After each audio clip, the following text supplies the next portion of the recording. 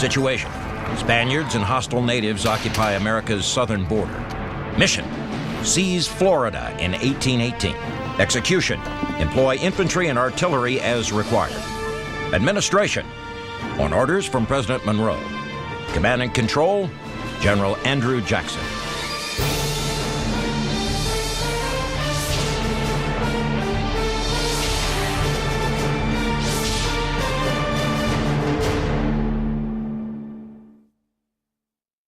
Welcome to Conquerors. I'm Captain Dale Dye. To an officer, a sword or saber is more than just a weapon. It's a symbol of his office, his authority. And in 19th century America, no one knew that better than Andrew Jackson. To his enemies, he was the Napoleon of the woods, a tyrant in the making. To his friends, he was Old Hickory, a tower of strength when the nation needed it most. In 1818, Jackson fought a war against the Seminole Indians and conquered the former Spanish province of Florida. It was an outrageous act that raised fears about what Jackson might conquer next. Would it be more foreign territory or the White House? 21 November 1817. Seminole Indians ambush an open boat carrying 51 American citizens as it travels up the Apalachicola River toward Fort Scott in southern Georgia. The Indians butcher 46 people. Only 4 get away and 1 is taken captive. The bloodbath was not an isolated incident, but rather the latest round in a simmering conflict on America's border with Florida, then a Spanish colony. Spain had very little control over Florida. They maintained very small garrisons, few troops, and very little influence over the area. And this meant that various Indian tribes could raid southern settlements of the United States and then flee to a sanctuary south of the border into Florida. The United States protested to Spain about the problem time and time again. Two countries even signed treaties to officially try and stop the cross-border incursions. They were sabotaged, however, by British agents actively instigating the Indians. The brutal attack on the American boat changed U.S. military strategy. Instead of just trying to stop Indian border raids, a new mission emerged: seize Florida from Spain. Now, there was only one man in America capable of carrying out such an audacious mission, and that was Andrew Jackson. In 1817, he was the most popular man in America. A genuine military hero for his decisive victory over the British at the Battle of New Orleans during the War of 1812.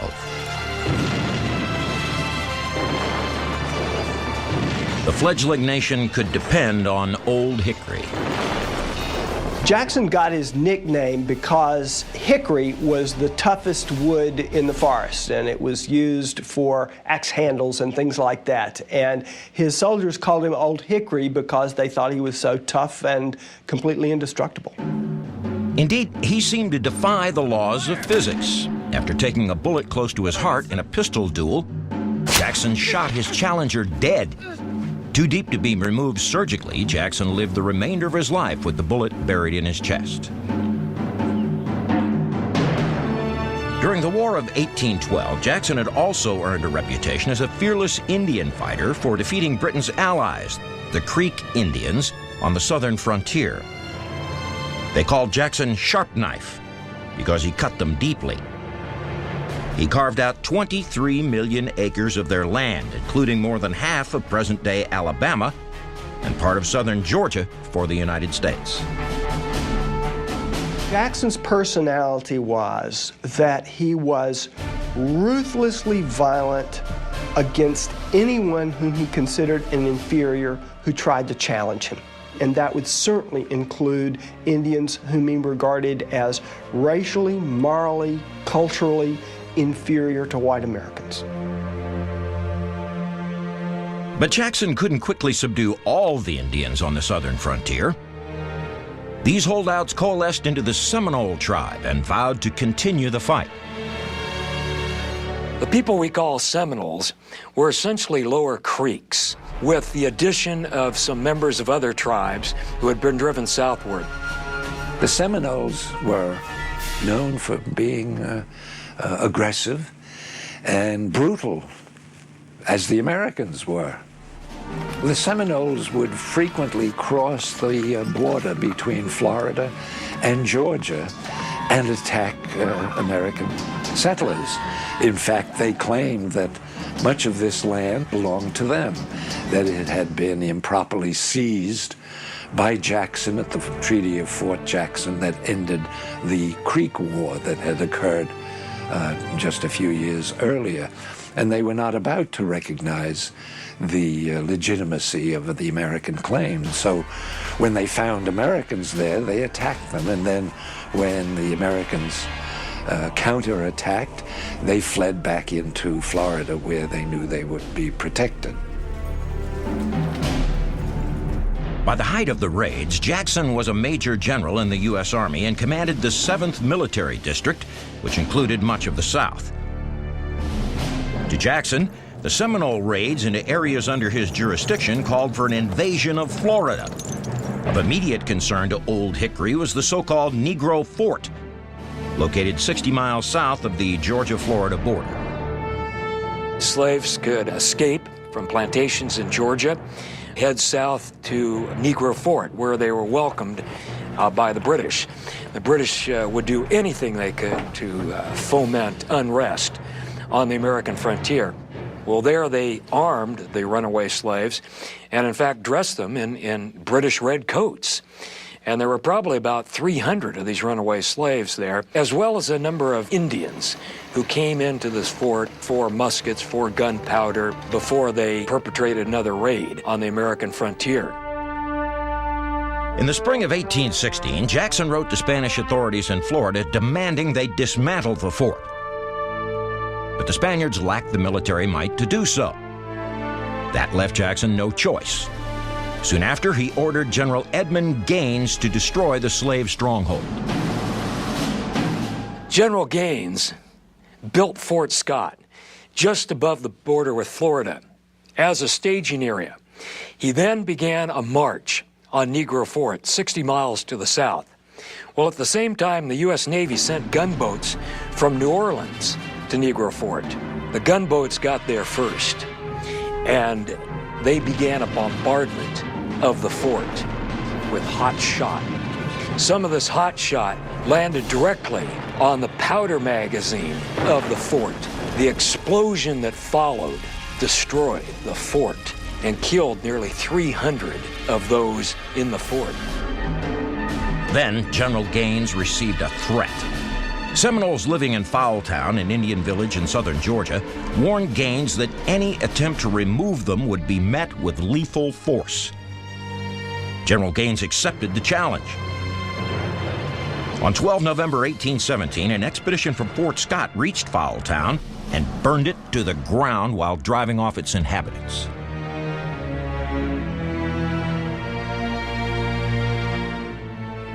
Nine days later, the Seminoles took their revenge on the boat carrying the American citizens. With that new round of violence, President Monroe ordered Jackson to take personal command of the operation. Old Hickory now believed that the only way to end the conflict with the Indians was to seize Florida outright from Spain. He assured President Monroe he could get the job done in 60 days if the president so desired.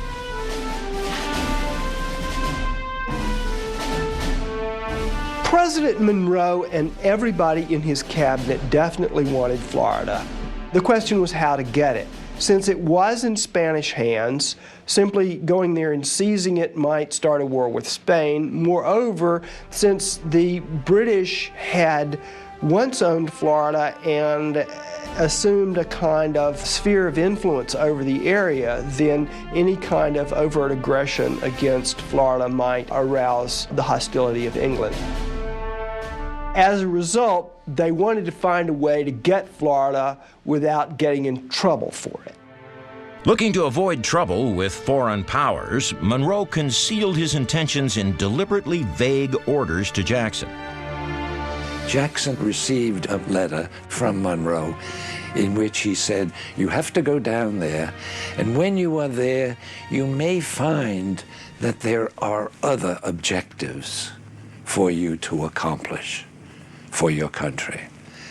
And I think that was a legitimate interpretation by Jackson that he was being asked to seize Florida.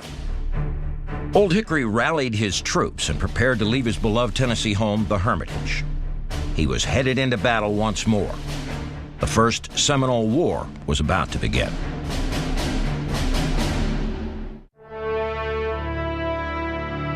January 1818. General Andrew Jackson departed his home in Nashville with a force of about 1,000 men and headed south to Florida to do battle with the Seminoles. The primary tool of conquest was the Springfield musket, the standard military long arm of the time. It fired a .69 caliber solid lead ball out to a range of about 100 yards, depending on wind and weather. The problem was, it took a soldier quite some time to load ball and powder, ram ball and powder, return the ramrod, and then prime the pan with powder, close the pan, go to full cock, and then fire.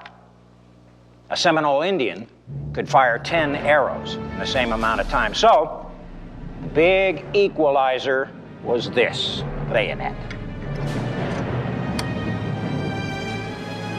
Jackson's ultimate mission was to conquer Florida, the Spanish province that provided Indians safe haven after they'd raided American settlements. It was an audacious goal, but one that Old Hickory was determined to achieve by any means necessary. Andrew Jackson did not believe the laws of political gravity applied to him.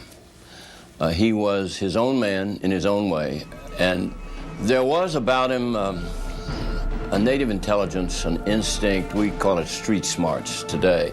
He knew what he was and who he was.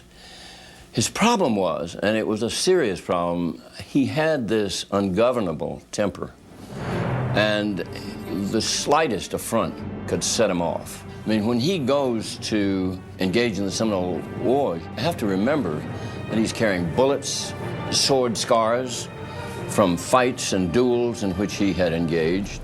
He was a violent man. Jackson's immediate destination was Fort Scott in southern Georgia near the Florida border. Jackson marched his army the 450-mile distance in just 46 days. Now that's a quick pace, despite heavy rains that turned roads into mud. They reached Fort Scott on 9 March. There, Jackson learned through spies that Seminoles and runaway slaves at St. Mark's, a Spanish settlement in Florida, were organizing attacks on the U.S. with the aid of British agents, including one Alexander Arbuthnot. Alexander Arbuthnot was a Scot. He came from the Bahamas, and he had actually come to trade with the Indians. He wanted to help the Indians, and he was trading guns and ammunition for food and trying to help them any way he could.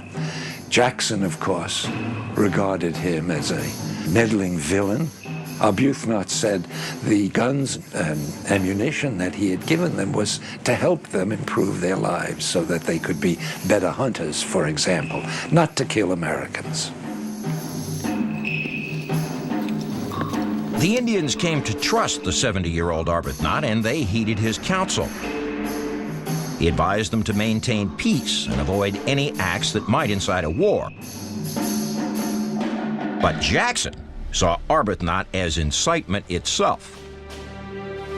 Jackson believed that anybody who was doing business with Indians who were making war on the United States had to be inciting those Indians to make war on the United States, so he considered Arbuthnot to be not only an enemy agent, but an agent of the British. And Jackson hated the British, and therefore he considered Arbuthnot to be an enemy. Jackson stopped just long enough at Fort Scott to feed his near-starving troops before resuming the march. His army now numbered 3,000, both regulars and volunteers, and an additional force of 2,000 Indian allies, including Creeks, whom he'd conquered during the War of 1812. With his men fed and fortified, Jackson was now ready to conquer Florida. On 15 March 1818, Jackson's birthday, the 51-year-old general reached the site of the former Negro fort. Jackson ordered it rebuilt and renamed Fort Gadsden after the engineering officer in charge of its reconstruction. It was now a United States Army fort. After marching 70 miles, Jackson reached the Spanish town of St. Mark's on 6 April and demanded the surrender of the lightly defended Spanish garrison on the grounds of self-defense. Jackson believed so much in the righteousness of his own cause that he believed that anybody who resisted him must be aiding the Indians. Jackson was fighting the Indians. The Spanish were not aiding Jackson. Therefore, the Spanish were aiding the Indians. So that made it self-defense. The Spanish commander at St. Mark's surrendered the fort to Andy Jackson without firing a shot. In fact, Andy Jackson sent him letters that suggested the two should be working together to control these renegade Indians who were raiding American settlements. And the Spanish commander, by treaties between Spain and the U.S., was supposed to be cooperating in this, but the Spanish commanders generally winked at the Indian raids. The Americans occupied the fort, lowered the Spanish flag, and raised the Stars and Stripes. Jackson found St. Mark's empty of the hostile Seminoles he'd hoped to crush. He suspected that someone had tipped them off and they'd escaped before he got there. But Jackson did capture Alexander Arbuthnot, the noted Scotch villain, as he described the traitor, and he held him over for trial. 2 days after seizing St. Mark's, Jackson moved his army toward the town of Chief Billy Bowlegs, which was 100 miles to the east. Jackson believed the capture of that town would deal a major blow to Indian resistance to American settlement on the southern frontier. On the way to Chief Billy Bowlegs, Jackson's troops fought 2 brief skirmishes with hostiles.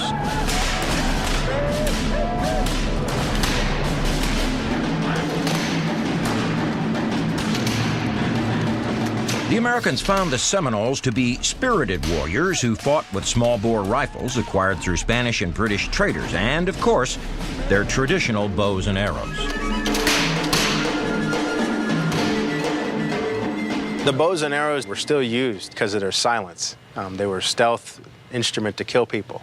The rifle, of course, you can hear it for miles through the woods because the sound bounces off all of the trees, travels for a while. But the bow and arrow still was a good choice in close combat. If you're within 20, 30 yards of somebody, you could still use the bow and arrow. And of course, you can get off 4 or 5 arrows before they can return a shot with the gunfire.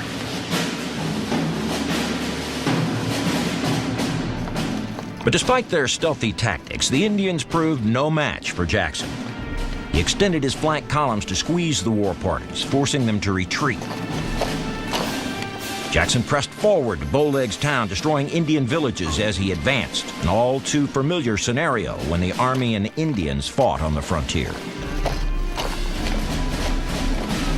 What would typically happen is that the warriors would seize the opportunity to attack the Americans, which unfortunately left the towns undefended, and the Americans could go in, burn the town, kill all the cattle, capture the women and children, destroy the corn, and then at that point the warriors could be picked off at leisure.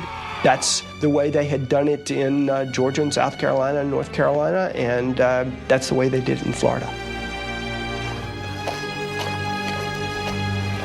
In his wake, Jackson left a trail of destroyed Seminole villages. The general reached Bowlegs town on 16 April and occupied the nearly empty settlement.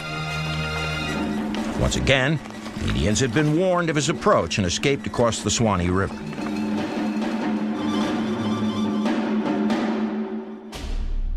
A few days later, a dashing former British Marine officer, Robert Ambrister, arrived in town, unaware that Jackson had already occupied it. Ambrister was a former British officer who had been fired from the service for some misbehavior, but he was essentially a soldier of fortune who wanted to go to the frontier and get involved kind of in a careerist situation, maybe make himself chief of something down there, no telling what. But Jackson thought that he too was a foreign agent. Like Arbuthnot, his fellow Brit, Ambrister supported the Indians' cause, but by very different means. Instead of pursuing the peaceful approach advocated by Arbuthnot, Ambrister was known to have advised the Seminoles to war against the Americans as the only way to defend their rights and property. For such belligerence, Jackson also held Ambrister for trial. Drop the sword.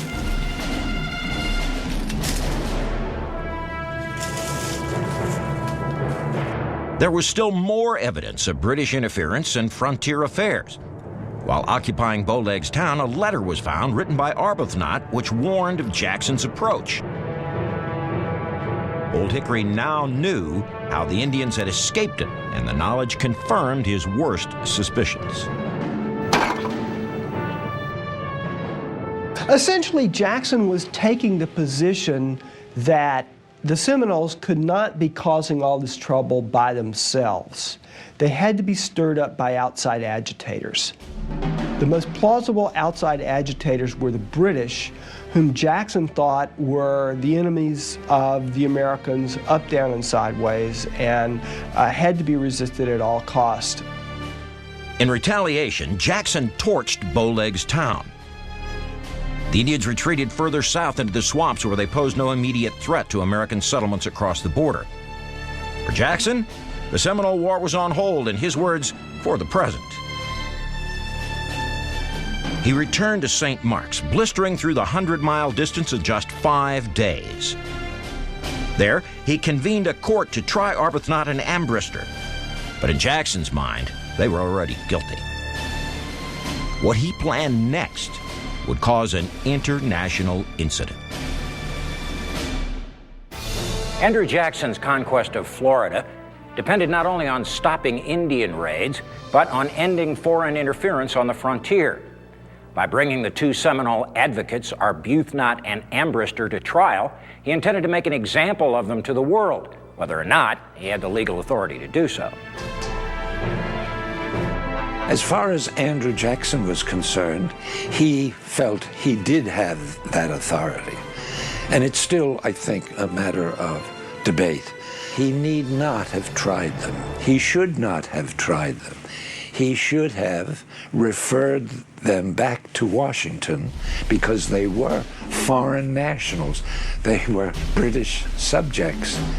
And the problem it would cause the administration to execute these men was enormous. Jackson had no international legal precedence for such a trial, but nonetheless, as Jackson was wont to do, he charged ahead. In his own mind, and in fact in the minds of most Americans, especially those on the frontier, he was absolutely justified. Jackson may have also felt justified for putting Arbuthnot and Ambrister on trial as a means to exact vengeance on the British. He had a long-standing hatred of them dating back to when the Redcoats captured him as a militia boy during the Revolutionary War. There's a very famous story where a British officer demanded that Jackson clean his boots. Jackson said he was a prisoner of war and not a servant. He wouldn't do that sort of thing, so the British officer slashed him across the face with a saber, and Jackson carried that scar for the rest of his life. Jackson lost his brother. His father had been dead already, and then his mother went off to nurse some other relatives who were also captives of the British, and she died. So at the end of the American Revolution, Jackson had lost all of his family, and he could blame it on the British. In a child's mind, it's easy to understand that. So he added the normal hostility to the mother country to this kind of personal hatred. Returning to St. Mark's after burning the Indian settlement of Bowlegs Town, Jackson handed over Arbuthnot and Ambrister to a special court of 13 officers, presided over by General Gaines. Court convened on 26 April. Arbuthnot was charged with acting as a spy and inciting the Indians to war. Ambrister was charged with aiding the enemy and assuming command of the Seminoles to wage war on the United States. Each man, without benefit of legal counsel, defended himself against the charges. After several witnesses testified, the court deliberated. The trial is a farce. It's a travesty. 13 officers are going to try him, all of them right under Andrew Jackson's thumb. He wants to kill him. He wants to execute him. Both of them during that trial plead for mercy. And in my judgment, they're entitled to mercy. I don't see how you send them to prison, much less execute them, but Jackson had it in his mind that he was going to make an example of them. He was going to send a message to those Brits. The court returned its verdicts on 28 April. It found both men guilty and sentenced them to death. The next day, the sentences were carried out.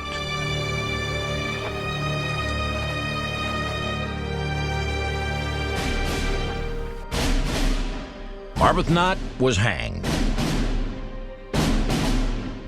Ambrister was sentenced to be shot, but a member of the court requested a reconsideration, and the court changed the punishment to 50 lashes and confinement with a ball and chain for a year.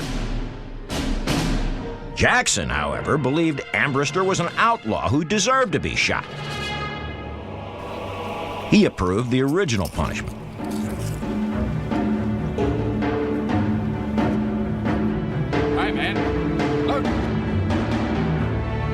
Jackson overturns his own court.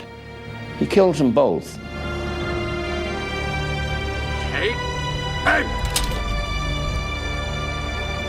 Fire! One more time, he couldn't control his passion. And it's sad. It's a sad moment in our history. The capture, conviction, and execution of Arbuthnot and Ambrister caused an international furor, especially in Great Britain, where many considered Jackson's action an act of war. There was a lot of angry talk in the British newspapers. The idea that His Majesty's subjects could be wantonly put to death by an American commander who was outside of his own country was outrageous to British public opinion. But by the time Parliament got around to debating the issue, time had passed, and the British realized that they didn't, just like the Americans didn't want to go to war with Britain right then, the British didn't want to go to war with America right then either, and therefore they were willing to let the matter die. For his part, Jackson made good on his word to end foreign interference on the frontier. In his mind, that's all that mattered, even if it did reveal the ruthless side of the hickory-hard will that drove him. The execution of Ambrister and Arbuthnot showed Jackson's capacity for scapegoating. They showed his capacity for acting in disregard of the international implications, and it showed his determination to inflict violence on anybody that crossed his path. The Seminole Indians came to recognize that Andrew Jackson was a very vengeful man. He executed Indian chiefs when he captured them, and that he would even execute English nationals, men they thought who had authority from the crown. And some of them said, all he had to do was look at us and we died. For them, Andrew Jackson was no one to mess with. Jackson didn't even witness the executions of the men he put to death. While Arbuthnot dangled from a noose and Ambrister bled, the general simply resumed his campaign to run the British, the Seminoles, and the Spanish out of Florida. he marched toward Pensacola, the center of Spanish power in Florida. Conquest was at hand, but so was more controversy. In Andrew Jackson's mind, the only way to make the southern frontier truly safe from Indian aggression was to seize Florida outright from Spain. An outrageous move for anyone else, but for Jackson, it would be business as usual. In his own mind, as it was always the case, there was self-justification. It's in the interest of my country, and when it comes to the interest of my country, my love of country puts my actions above any orders, any directives, any authority, even that of the President of the United States. On 24 May 1818, Old Hickory and his army arrived in Pensacola, the center of Spanish power in the province. Jackson easily captured the lightly defended town. The Spanish governor, Colonel Jose Massat, and 300 men retreated to Fort Barrancas, situated on a bluff overlooking Pensacola Bay. Here, Massat made his last stand. Jackson demanded Massat's surrender, but the Spaniard refused. And with that, Jackson prepared to fire on the fort with a 9-pounder and 5 8-inch howitzer batteries. The term 9-pounder referred to the weight of solid shot that Jackson's artillery could throw, and not to the field artillery piece itself. Jackson's artillery could fire a 9-pound ball like this out to a range of about a half a mile, and it was usually against fortifications. This little ball could do a lot of big damage, and Jackson had absolutely no problem with using his artillery in the conquest of Florida. Under cover of night, he moved some artillerists up to a hill 300 yards west of us, another to a hill 700 yards north, and positioned the men pretty much right under the Spanish guns. In the morning, he demanded surrender again. They refused, fired cannons to try to dislodge his artillerists, and once Jackson realized they were not going to turn the fort over, he opened fire. A spirited fight followed. Massat, realizing that he was outnumbered 10-1, quickly surrendered. With a minimal show of force, Jackson had effectively conquered Florida. He issued a proclamation justifying his action again on the grounds of self-defense and announced the establishment of a provisional government.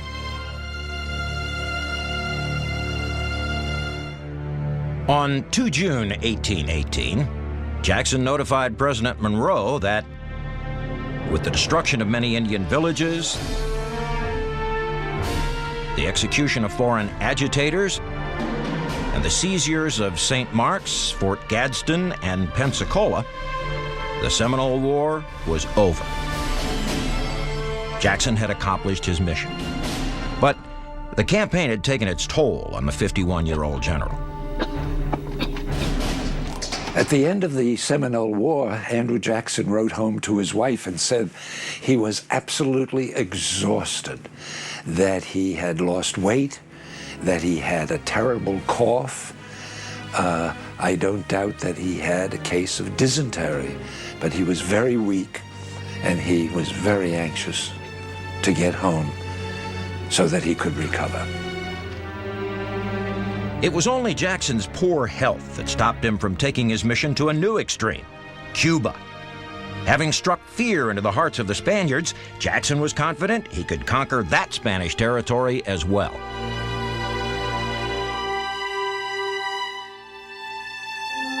On 28 June, Jackson returned home to the Hermitage in Nashville, receiving a hero's welcome for making the frontier safe for settlement. But in Spain, Jackson was attacked as a villain whose bold seizure of Florida was painfully reminiscent of another military tyrant who craved conquest on his own terms. The Spanish called him the Napoleon of the woods, because as Napoleon had done in Europe, become this military tyrant who was a law unto himself, well, now Jackson was similarly kind of a buckskin-clad frontier version of Napoleon. Jackson's exploits in Florida, from the executions of the 2 British subjects to the forced surrender of Spanish forts, had caused an international incident. England and Spain now had grounds for declaring war on the United States. The Spanish foreign minister protested fiercely, demanding at least an apology, if not a repudiation of Jackson's actions. The crisis put President Monroe in a delicate position. After Jackson took Florida, the Monroe administration publicly stated that he had far overstepped his bounds and gone well beyond his orders. Of course, that was the plausible deniability that the Monroe administration needed. They wanted Florida, and they knew if they gave Andrew Jackson some latitude in his orders, he would take it. But Monroe did not want to explicitly state that this was the aim of his administration, so therefore they had cover for themselves. The crisis worsened as many in Washington also attacked Jackson for his Napoleonic conduct. Congressmen clamored to censure him. To Jackson, those were fighting words. He rallied himself from the Hermitage and headed into battle once more, this time to conquer Washington and reclaim his honor. Now, here's Jackson's tips for conquerors. 1, use psyops to intimidate your enemy. 2, when you've got the edge, go for it, even if it exceeds orders. And 3, be ruthless in the extreme. Andrew Jackson's bold seizure of Florida caused a calamity at home and abroad. Spain demanded restitution of their province, while many in Washington, from Congress to the cabinet, demanded Jackson be punished for exceeding his orders and usurping their powers. President Monroe turned to the one man in his administration who openly supported Jackson, and who also happened to be the nation's most skilled diplomat to negotiate a resolution to the mounting crisis. It was only the Secretary of State, John Quincy Adams, who argued that what the Indians did in attacking our frontier was something that should have been controlled by the Spanish, but that the Spanish obviously couldn't do it. They didn't have the military strength. Therefore, every time in the future that the Seminoles attacked our frontier, we would be obliged to go back into Florida. That indeed the action of Jackson was justified, and that the only way the Spanish could maintain their honor and prevent any further incidents was to cede Florida to the United States. To legally end the crisis, the U.S. offered to buy Florida from Spain. While Adams met with Spanish officials to negotiate the deal, Jackson fumed at the Hermitage. The administration's dilemma perplexed him. He'd carried out what he thought were the president's real aims in Florida, so why all the criticism instead of the gratitude he thought he deserved? Now, Jackson was prone to taking conflicts personally, so he concluded that political opponents who saw him as an American Napoleon must be fomenting the crisis and tarnishing the luster of his victory. And for once, Jackson's paranoia may have been justified. There were many figures in Congress who thought, hey, you know, this guy can end up overthrowing the Republic and making himself the dictator of America. Henry Clay, for example, who was Speaker of the House, began to warn about the military chieftain taking over the government. So there were people in Congress and in the cabinet who debated about whether Jackson should be censured for having killed these British subjects and seized the Spanish forts and all the rest. Still recovering from lingering ailments sustained in the Florida campaign, Jackson arrived in Washington on 23 January 1819 as the House debated whether to censure him. The arguments against Jackson were strong, but not as persuasive as the will of the people. Members of Congress were feeling that heat. And you know, when you challenge the hero who's made their country safe from the Indians and from the British, and now from the Spanish, I mean, the people are on his side. And so he was wearing the armor of democracy. On 8 February, Congress voted down 4 resolutions condemning Jackson. Feeling fully vindicated, Old Hickory celebrated. Jackson carried the day by his assertion of basically what he thought of as the destiny of the American people to take this territory by hook or by crook. And when John Quincy Adams concluded a treaty with the Spanish minister to, in effect, purchase Florida, nobody felt like it was worth going over the details about how it had been accomplished. John Quincy Adams had great political savvy and also great experience. He was able to soothe all these ruffled feathers. And in fact, behind the scenes, at meetings of Monroe's cabinet, John Quincy Adams staunchly and vehemently defended the actions of Andy Jackson, because those were the actions that everybody really privately wanted. Jackson's popularity skyrocketed. The following week, he was literally mobbed by hordes of adoring citizens while visiting New York City and Philadelphia. On 22 February 1819, the Adams-Onis Treaty was signed. Spain ceded the territory formerly known as East and West Florida to the United States at a cost of $5 million in assumed claims against Spain. It was a minuscule sum, equal to about $130 million in current values, the approximate value of a single high-end Florida property today. For Jackson, who always linked his personal rise to that of the nation, the acquisition of Florida was a boon to his political prospects. Although Jackson's actions in Florida may have caused international furor for a time that quickly died, the American people loved him for it and endorsed his actions. So now Jackson was not only the hero of the Creek War, the hero of the Battle of New Orleans, but now he had acquired all of this territory for the United States, and Jackson was now the leading candidate in a run for the presidency. While Jackson ascended, the Seminoles retreated. They moved further south, deeper into the Florida peninsula to regroup. They resolved to stay on their land. They would fight a second war against the United States that raged from 1835 to 1842, this time resisting President Jackson's attempts to remove them. The Seminoles did not surrender then or ever.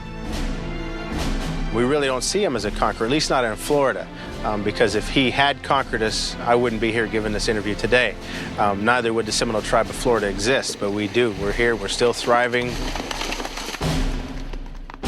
Andrew Jackson's conquest of Florida remains not only controversial, but relevant. How do we go about protecting our independence, especially when it is jeopardized by enemies who are ready to invade this country one way or another and change our form of government? Andrew Jackson, as a conqueror, as a military figure, was the best the country had to offer. And so they looked upon him as their protector, as their savior. And today, I think, we look to our army and the generals who command the army to do what is necessary to safeguard our independence and our liberty.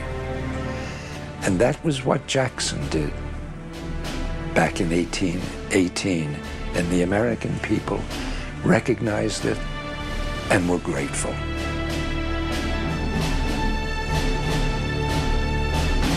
In 1821, Andrew Jackson served as the first territorial governor of Florida, but he had higher aspirations. In 1824, he lost a bitter presidential election to his one-time supporter, John Quincy Adams. Jackson ran again in 1828 and was elected, but he seems to have preferred the role of conqueror to chief executive.